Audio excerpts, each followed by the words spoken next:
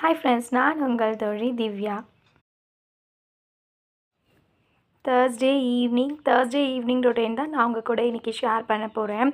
மகா ஸ்கூல்லேருந்து வரும்போதே எனக்கு ஐஸ்கிரீம் வேணும்னு சொல்லி கேட்டால், சரி நான் ஐஸ்கிரீம் வாங்கி கொடுத்து கூட்டுட்டு வந்துட்டேன். ரொம்ப நாள் ஆச்சு அவள் ஐஸ்கிரீம் வாங்கி கொடுத்து, அதனால தான் அவளுக்கு வாங்கி கொடுத்தேன்.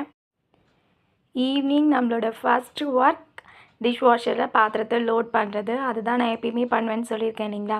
இன்றைக்கி காலையில் போட்டு விட்ட பாத்திரம் இருந்துச்சு, அதெல்லாம் அன்லோட் பண்ணியாச்சு. இப்போ திருப்பி பாத்திரத்தை லோட் பண்ண போகிறேன் ஃப்ரெண்ட்ஸ். இது பாருங்கள், சிங்க் நிறையா பாத்திரம் இருக்குது.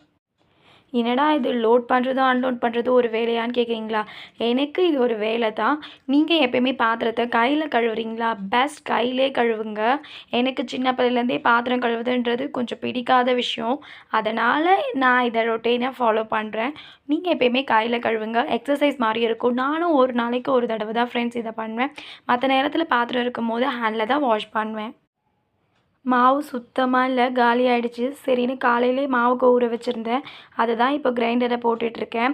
மாவு அரைக்கிறன்றது எங்கள் வீட்டில் நான் வாரத்தில் ஒரு தடவை செய்கிற ஒர்க். ஒரு வாரத்தில் ஒரு தடவை இந்த டியூட்டி பண்ணிட்டோன்னா 1 வீக் ஃபுல்லாக நமக்கு ஃப்ரீயாக இருக்கும்.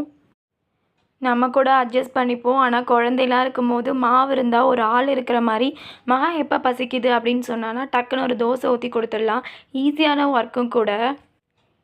மாவு அரைக்கிறதுல கல்யாணத்துக்கு அப்புறம் தான் கற்றுக்கிட்டேன். வாரத்தில் ஒரு தடவை இந்த ஒர்க்கை பண்ணிடுறது கொஞ்சம் கஷ்டம்தான், ஆனாலும் செஞ்சு முடிச்சிடுவேன் ஃப்ரெண்ட்ஸ். மாவு ஓடிட்டே இருந்தது. ரெஃப்ரெஷ் ஆகிட்டு வந்தாச்சு. இது சாமி கும்பிட்றதுக்கு நேரம், அதனால் சாமி கும்பிட்றதுக்கு வந்துட்டேன். டெய்லி ஏதாவது ஒரு நெய்வேத்தியம் வைப்பேன். கல்கண்டு, பேரிச்சம்பழம் அந்த மாதிரி ஏதாவது வச்சு சாமி கும்பிடுவேன். சாமி கும்பிட்டாச்சு, விபூதி வச்சாச்சு. பாப்பாவுக்கும் எடுத்துகிட்டு போய் விபூதி வச்சுட்டு வந்துட்டேன். நேற்று ஈவினிங் எனக்கு பேட் லக், மழை பெஞ்சது. மழை பெய்யுறது நல்லதான்.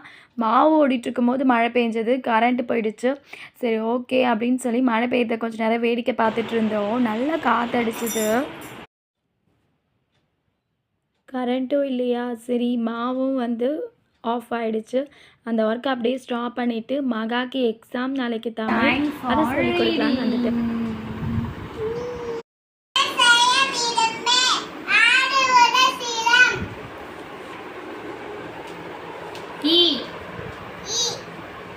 இயல்வது கரவேல், ஈவது விளக்கேல்,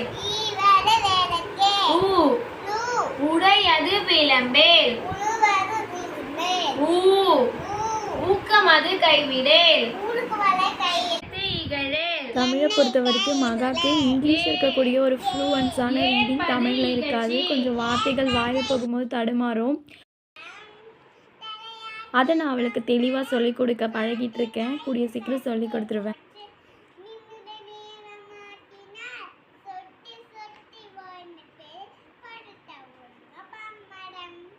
வெரி குட். படித்து முடிச்சிட்டோம். சரி மழை பெஞ்சிட்டு இருந்த இல்லையா, இந்த மழைக்கு ஒரு ஸ்நாக்ஸ் செய்யலான்னு ஐடியா வந்தது. சரி உடனே மாமாவுக்கு ஃபோன் பண்ணி காலிஃப்ளவர் வாங்கிட்டு வாங்கன்னு சொன்னேன். காலிஃப்ளவர் பகோடா செஞ்சிடலாம் அப்படின்னு சொல்லி காலிஃப்ளவர் பகோடா தான் நான் இன்றைக்கி செய்ய போகிறேன். பகோடாவோட ரெசிபி நெக்ஸ்ட் வீடியோவில் நான் வீடியோவாக அப்லோட் பண்ணுறேன். இப்போது ஃபஸ்ட்டு பகோடாவுக்கு தண்ணியில் நான் அதை போட்டு சுடு தண்ணியில் வச்சுட்டேன். அதுக்கான ஷூட்ஸ் எல்லாமே போயிட்டுருக்கு, வீடியோஸ் எடுத்துகிட்ருக்கோம்.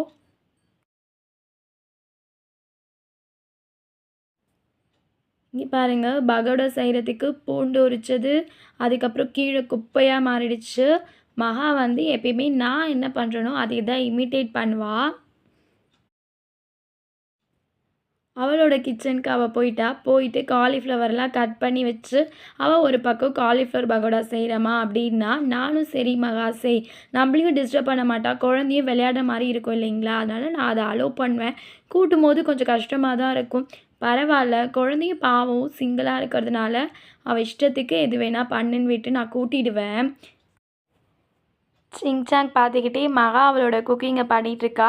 சரி நம்ம கிச்சனில் போய் காலிஃப்ளவர் பகோடா செஞ்சிடலாம் அப்படின்னு சொல்லி நான் இப்போ கிச்சனுக்கு போயிட்டுருக்கேன் ஃப்ரெண்ட்ஸ். கிச்சனுக்குள்ளே வந்துட்டேன். கரண்ட்டும் வந்துருச்சு. சரி நம்ம மாவு போட்டுடலான்னு அந்த ஒர்க்கையும் கண்டினியூ பண்ணிகிட்ருக்கேன். எனக்கு கொஞ்சம் பயம் வந்துருச்சு. கரண்ட் எப்போ வருமோ தெரியலையே! நல்ல காலம் வந்துருச்சு. அப்பா கடவுளே நன்றி அப்படின்னு சொல்லி நினச்சிக்கிட்டேன். மகா அவளோட மினி கிச்சனுக்கு வேணும்னு சொல்லி நான் வச்சுருக்க ஐட்டம்ஸ் வந்து கொஞ்சம் கொஞ்சம் எடுத்துகிட்டு போகிறா.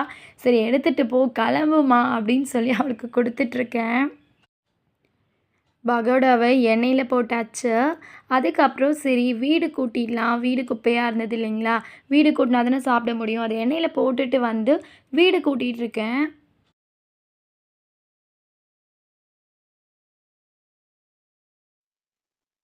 ஹாய் ஃப்ரெண்ட்ஸ், நான் உங்கள் தோழி திவ்யா.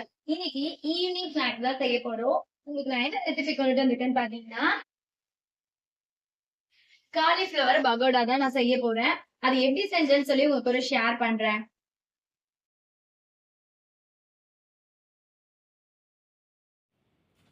மாமா வந்துட்டாங்க. மகாவும் அவங்க அப்பாவும் விளையாண்டுட்டு இருக்காங்க ஜாலியாக.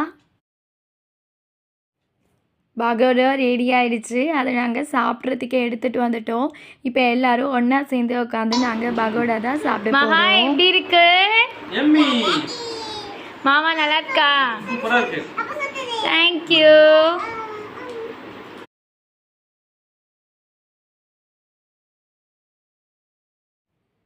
டைம் பார்த்தீங்கன்னா 8:15 ஆயிடுச்சு. நம்மளோட மாவும் முடிஞ்சிருச்சு. சரி அதை கரைச்சி வச்சிடலான்னு சொல்லி அதை தான் இப்போ நான் பண்ணிகிட்ருக்கேன். இந்த 2 பாக்ஸில் நான் ஊற்றி வச்சுருவேன் ஃப்ரெண்ட்ஸ்.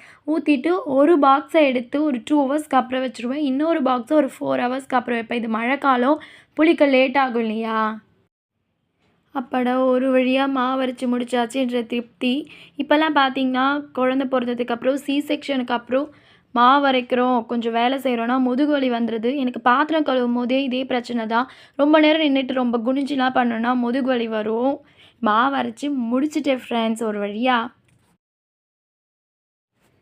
மகா ஜாலியாக உட்காந்து விளையாண்டுட்ருக்கா கிச்சன் செட் வச்சு. குழந்தைங்க லைஃப் தான் ஜாலியான லைஃப். அவங்களுக்கு எதை பற்றியும் கவலை இல்லை, எந்த கவலையும் இல்லாமல் அம்மா மட்டும் கூட இருந்தால் போதும்னு நினைப்பாங்க. இந்த பக்கம் வந்தீங்கன்னா மதியானம் போட்ட துணி இருந்தது. அந்த துணியை மடித்து வைக்கணும். என்னால் சுத்தமாக முடியல. இன்றைக்கி நாங்கள் டின்னர் கடையில் வாங்கிட்டு வந்து ஹோட்டலில் இட்லி சட்னி தான் சாப்பிட்டோம். Today dinner for hotel. இதோட இன்னியோட என்னோடய விளாக் முடிஞ்சிருச்சு. Bye friends. உங்களுக்கு இந்த வீடியோ பிடிச்சிருந்தா மறக்காமல் என்னோட சேனலை